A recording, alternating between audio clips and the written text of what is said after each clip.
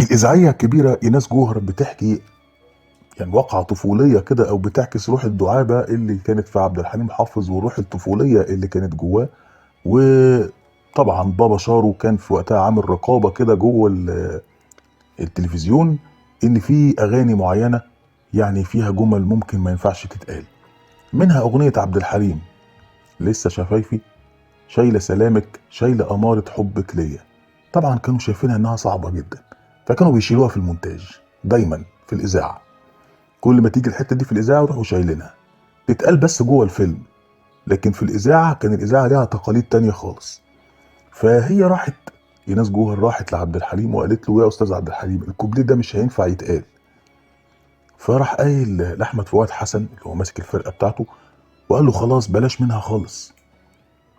بتقول بقى ان هو اول ما طلع المسرح وهي قاعده بتسمع، راح مغني الغنوه وقايل الكوبليه بتاع لسه شفايفي، شايله سلامك، شايله اماره حبك ليا، وراح عامل بايده كده كأنه بيغيظها يعني.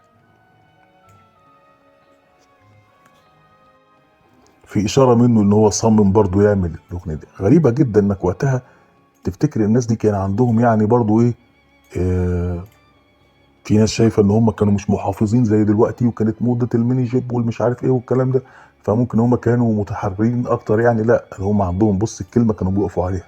وشوف في القائمه بتاعت الاغاني الممنوعه، شوف كام اغنيه اتمنعت عشان كلمه. يعني كان في تدقيق جامد جدا. ومنها برضو نعرف قد ايه عبد الحليم كان وقتها يعتبر متمرد بالنسبه للاجيال اللي قبله، مش طبعا لإناس جوهر، اللي بالنسبه لبابا شارو. وقد ايه عبد الحليم كان طفل كبير كده.